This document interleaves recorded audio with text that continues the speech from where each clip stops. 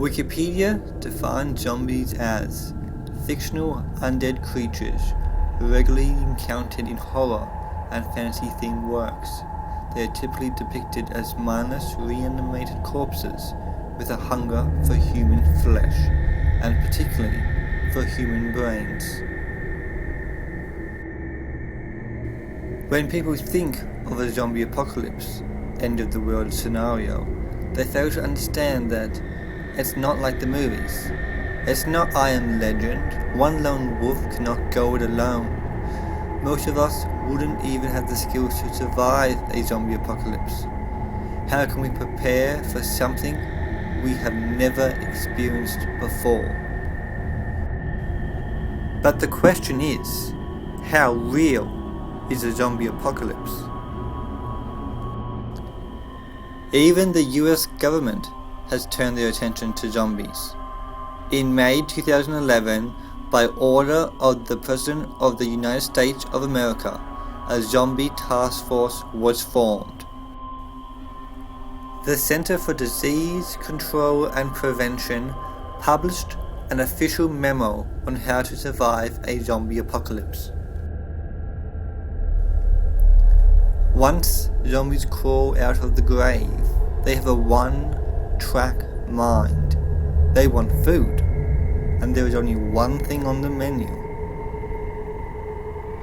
Zombies want to eat us, but they also have another mission: to infect us all. One zombie is easily defeated, but the problem is that they rarely travel alone. They move in hordes. Zombies move slowly, but they never stop advancing. And what's worse is they never stop multiplying. Killing them is useless because they are already dead. What they lack in speed, they make up for in persistence. Zombies are relentless. They surround the victims, closing off any escape. Having the right weapon may help protect you from the threat of zombies, but it's harder to prepare for the moral dilemmas we would face.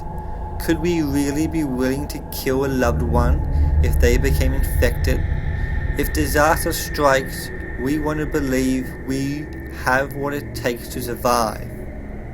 We want to believe we can do it all alone. But can we?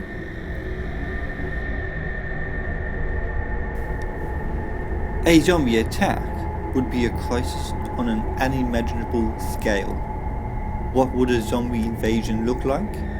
The apocalypse would probably begin quietly. The weak would fall first. As the infection spreads and the population succumbs to the virus, the infrastructure would collapse. Social order would start to crumble. With supply systems disrupted, finding food and water would become a life or death struggle. In aftermath of full-scale disaster, some will be tempted to abandon the idea of a common good and to take survival into their own hands. But can we really go it alone? On April 1st, 2013, our worst nightmare has occurred. Zombies have invaded. Will we be able to protect the ones we love? Or will we do whatever it takes to save ourselves?